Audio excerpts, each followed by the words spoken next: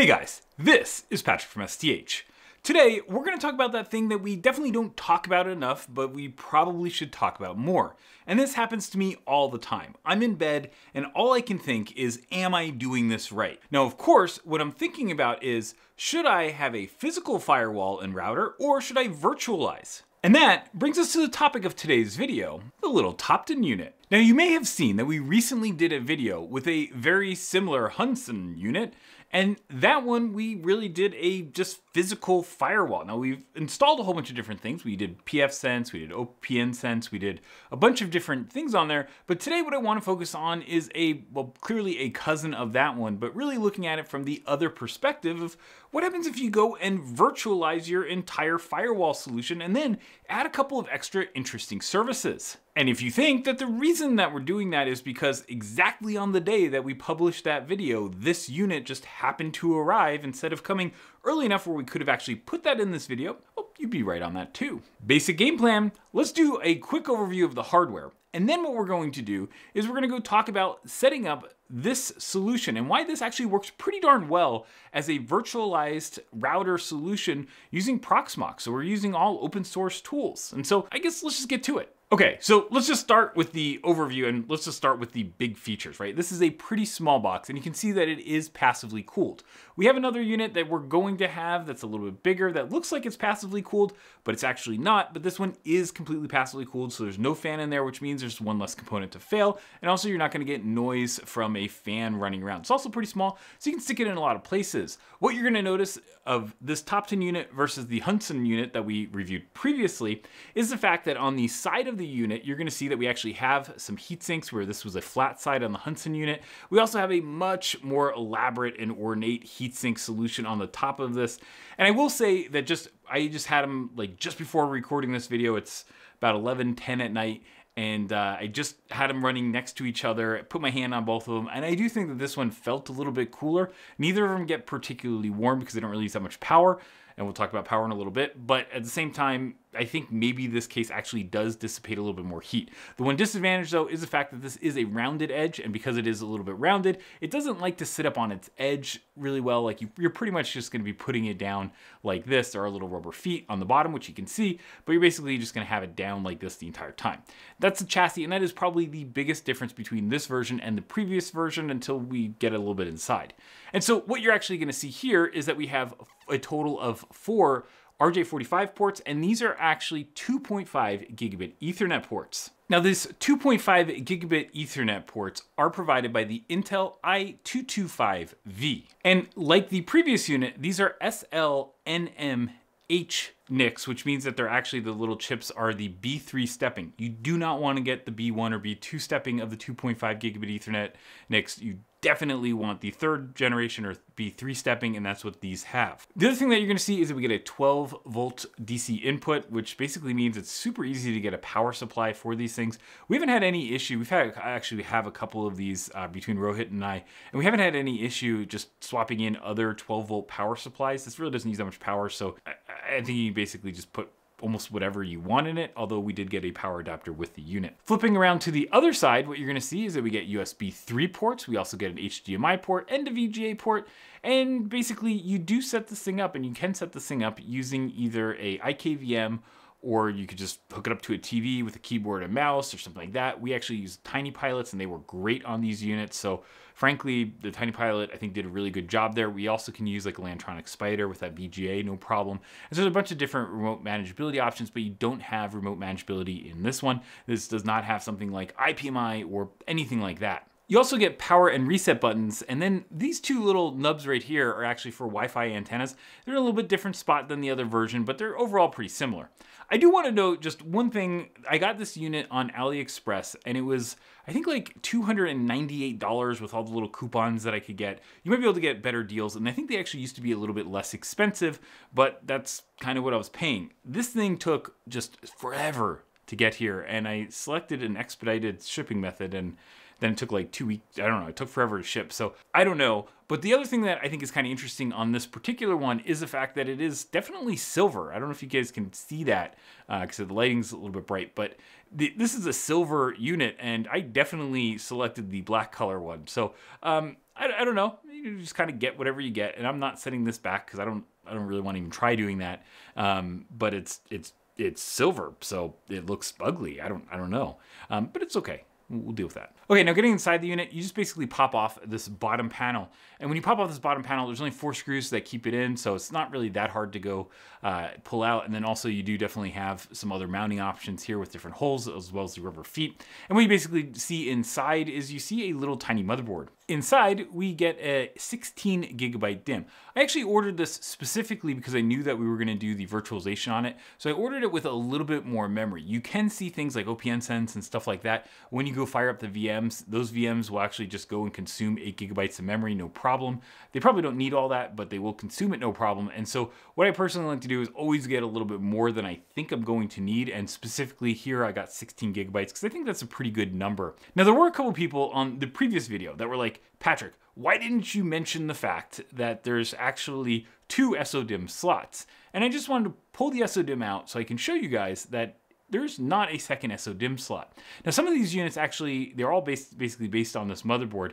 Some of these units say that they have 2 SODIMMs, and I think previous generations may have had 2 SODIMMs, but this one, there's only 1 slot there, guys. It's just 1 slot, so thank you for the comments, but physically there is 1 slot, and it's the same on the one that we did before. The SODIMM that comes in this unit is from a no-name brand. So if you are kind of picky and you're kind of worried about no-name brand RAM, then well, that might be a concern for you. And so the previous one that we got, that actually had an SK Hynix DIMM, which is a pretty big brand, but this is definitely looking to save a couple cents or bucks or whatever on that. And then the other thing is that I did get a 256 gigabyte SSD. I wanted something that, you know, you say, well, you only need like 8 gigabytes, 16 gigabytes for a firewall, but I wanted to get something that was big enough that we could do virtualization. We can actually put some other things on there, and that was a specific consideration that I had. So I got a 256 gig SSD, and you can see that here. And you can see that this thing doesn't even have a label facing us. I mean, it is just basically a little cheapo 256 gig SSD. Frankly, if I were installing this unit remotely, if this is in your home, okay. If you're installing this remotely, I would probably not actually use that SSD. I would just order this with no SSD.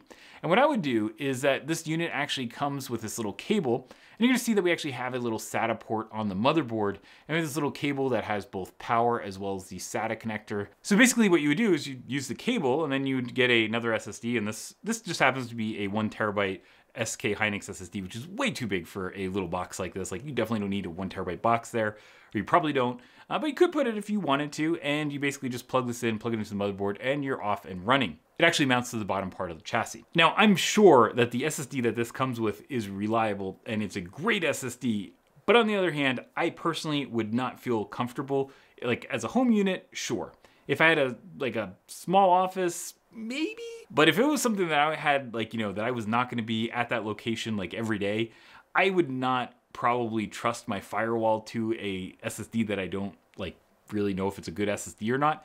And so just personally, I like the idea of putting my own SSD in there instead of getting one. And you also save a couple bucks. You're gonna probably pay a little bit more by getting a quality SSD, but I think that's something that is definitely money well spent. And you may also wanna do that for the SODIMM. So I also do think that just getting the bare bones option is totally valid. And so just talking about power consumption real quick, this one actually used about half a watt more than the Hnsun unit, and they're the same motherboard. So the only thing I can guess is that the reason that this one was using about a half a watt more, and by the way, that's talking about like maybe 5.5 to 6 watts. Like, so it is like on a percentage basis actually quite a bit, but it's also not really that much nominal power side by side. You can see this one uses just that little bit more power. And on the top end, you know, you're getting into the low, you know, double digits in terms of power consumption, but you're not like at like 20 watts or anything like that. Like, these are relatively low power devices, and that's why you can run them passively. Okay, now let's get to that question of software and like, should you virtualize or not? Now, I'll just tell you that personally, I have done both. I've gone through periods of time where I said, I need to virtualize. I've done things where I said, no, I'm absolutely not gonna go virtualize. At one point, I even had my home pfSense running off of a Hyper-V VM, which I don't really know what the heck I was thinking, but it worked actually pretty well until I was traveling, and then it had to get reset remotely, and it was a total pain to go do. So what I would personally say is always think about manageability when you do these things. There are pluses and minuses to doing virtualization. We'll talk about those in a second. So of course, with this unit, we did exactly what you would expect. We installed both pfSense as well as OPNsense because, you know, we had some comments about that, and both of them worked no problem, so long as, you're on the newest versions. If you're on older versions, they may not have support for the Intel i225 NIC. And it took a long time to get the Intel i225 NIC into FreeBSD. And the reason for that, I think, is that like Intel was really focusing more on the consumer motherboard market. So they really cared about like Windows, definitely, Linux. Yeah, of course we'll go do that too. But then by the time they got to FreeBSD, they're like, meh. And I think it was actually the Netgate guys that do pfSense that did a lot of the lift to get the driver actually into FreeBSD. So we actually have it now, but it definitely did take a lot longer than if Intel came out on release day and they actually had drivers for everything. But that actually brings us to the other point, which is if you have a virtualized solution based on Proxmox on Linux, well, Linux has supported the Intel i225 for quite a while now, and so it's actually just installs no problem, and everything actually works out of the box like super easy. And so that's actually a great experience. So let's talk about virtualizing a firewall. pfSense, OPNsense, either one works. We're just gonna say just firewall in general. And one of the things that this little unit actually does pretty well is it has a couple of features that are important. Not only does it have VTX, so it does virtualization, but it also supports Intel VTD. And that basically allows you to do PCIe pass-through of devices from the physical hardware to a VM directly, instead of having to do like a virtualized or power virtualized NIC or something like that. You can do pass-through. Now, oftentimes everything just kind of works, but especially sometimes, when you have different types of hardware and stuff, sometimes you run into things where you have to do things like, disable offloading of like checksums or something like that, and you just have to like do something to be able to get the virtualized NIC to work. And it depends on how you set it up, and it's a little bit more finicky if you actually do the virtualized one. But the advantage of having a virtualized and not doing PCIe pass-through, by the way, is the fact that you could potentially do live migration if you wanted to do that. But that is definitely an option. Now, in this part of the video, we actually had an entire guide on like how to go and set up like PCIe pass-through. And then I was like, wow, that is horrible. And anybody that actually wants to go do that, they're just gonna wanna copy and paste stuff anyway. And so why in the heck would we go do a like 10-minute video on that? Why don't we just go put that on the main site? So we actually have an article that we will link in the description that has everything you need to go do to copy and paste if you wanna go do PCIe pass-through on a device like this, or even an AMD version or anything like that. We totally have that all covered, and we're just gonna link in the description, so it's super easy for you to just go cut and paste. Now, there is a little bit of a difference between how I would set up this unit if it's a physical firewall versus if it's a virtual firewall in terms of the ports. And I want to talk you through the logic here, because this is like something that I have developed having done this for like a decade. I definitely have done this enough that I kind of have some sense on what I want to do. In fact, when we did the first STH colocation, we actually had Proxmox VE, and I think we had pfSense virtualized, and that was our solution. I think at the like very beginning of our first colocation, like I don't know, it was probably like 8 or 9 years ago when we had to move off of AWS onto our own colocation. And so that was just kind of like, I've definitely done this enough that I have a little methodology. Whether it's the best, who knows? Okay, so basically here's the deal. This is ETH0, and so this is a first Ethernet port, ETH0. This is 3. And then basically if I use this as a physical firewall, I will actually use this one as my WAN port. I'll use ETH1, which is the second port, as my LAN port, and then I'll use these two as the optional, just kind of extra ports. Now, a lot of the firewall solutions will actually default to putting this one that's at the very end and making that the LAN, and then this one, which is the second one, as the WAN connection. And then you have two optional ones, but these optional ones usually I go put to my LAN anyway in some shape or form. And so I don't really like to have like LAN, WAN, LAN, LAN. I like it to be WAN, LAN, LAN, LAN, right? So that's basically kind of just a way to think about going through and actually doing this in the physical model. Now in the virtualized model, there's way more that you have to take care of. And so I think it takes a little bit more thought in terms of what you want to do. And so specifically what I did when I did the pass-through, and when I do a pass-through on something like this, I'll actually use this first port as my Proxmox port instead of my WAN port. So this is the one that we can go manage everything. So if some VM crashes or something like that, that gives you your manageability out of this port. Second port I actually use for the Proxmox server itself, for this to actually go and access the LAN, assuming I'm doing pass-through on my pfSense or OPNsense firewall. So this one becomes my like virtual machine LAN connection. And then these two ports, what I actually do is just kind of use the default then, right? So the first one becomes the LAN port, the second one becomes the WAN port. So virtualized, I actually have the WAN on this side, whereas physical, I actually have the WAN on that side. It's just a little difference, but keeping these ports together makes life way easier when you forget to label something that you should have labeled, but you ended up not labeling because you thought, oh no, I'll definitely remember it, and then you have to go troubleshoot later. It just keeps life way easy. But that also means that we are going to be using an external switch to go from Proxmox out to the firewall and then out to the WAN. So now we've had a couple generations of these boxes, and something I'll definitely say is that when we run our firewalls, I think that like on the Xeon D series, like if you have a 2100 series, even a 1500 series Xeon D, or the new 1700 or 2700, if you don't know about those, we have a video on that. Those things have definitely enough power, no problem. If you want to go virtualized, just have fun at it. Now, on the Atom C3000 series, I think that if you're at the higher end, like 8 cores, 4 cores more, I think you're definitely fine. When you're at the like 2-core C33, 38, that one, I think that's more of like physical, not a virtualized firewall option. So just kind of throwing the spectrum out there. And on previous generations of these, you know, you could virtualize it, but you started to like, you just didn't have that much CPU. With 16 gigabytes of memory, 4 cores, and the Intel J4125, this one actually has enough performance that we can actually go and virtualize. And when we did virtualize both pfSense and OPNsense, I think we got somewhere in like the 2.1 to 2.3 gigabits per second range, just doing NAT and pretty simple NAT across from the WAN to the LAN. So just kind of traversing the firewall. We had a couple little rules just to go block a couple things, but nothing, you know, spectacular or anything like that. And it totally worked, no problem. And so just a base thing, having a virtualized solution means that you get a couple things that are actually really nice. You can do snapshots of your firewall. So if you do an upgrade and something goes wrong, well, instead of having to fail over to another unit, you can literally just go log into Proxmox, restore your snapshot, and you're basically up and running in, you know, 15 seconds or something like that.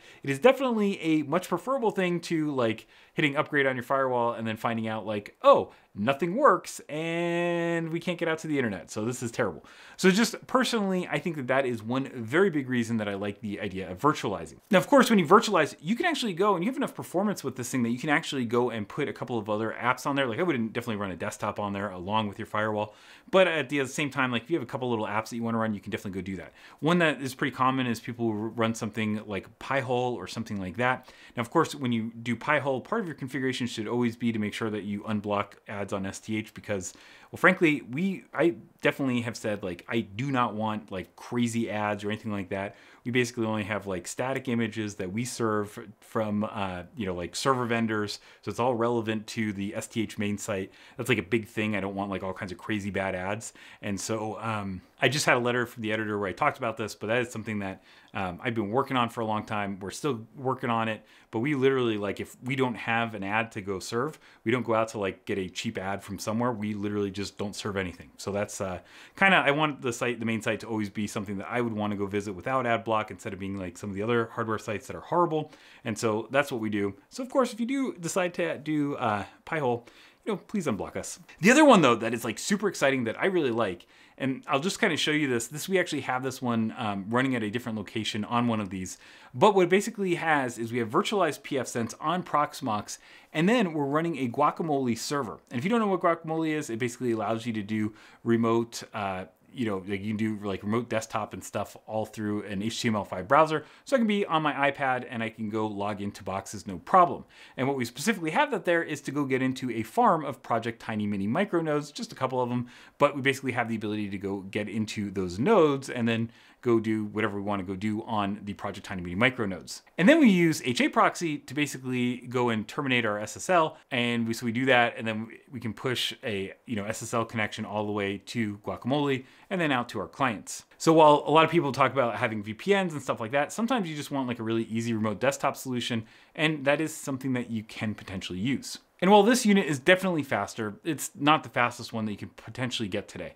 There's also the newer generation of Atom that is the next gen beyond the J4125. And so we actually do have a N6005, I think, unit that's actually coming. Allegedly, it's been on order for like over a month, I think, and I don't even know if it's shipped yet. Like, it probably has shipped. I don't know where the heck it is, but maybe a mouse is like rowing it across the ocean. I have no idea where the heck that thing is. So when we get that unit, we'll do another article and probably a video on that one as well. The newer chips do definitely have more performance, but you can actually do a lot with this thing without even going to the new version, and you can get these faster, so that's also kind of nice as well. But I definitely saw a lot of people comment about that on the last video. I'm totally aware it's taking forever to get them, so that's just the deal. And so getting back to our key question of this entire video, which is, should you virtualize or should you run a bare metal firewall? And my personal opinion has always been, at least in recent times, to actually go and do a bare metal install.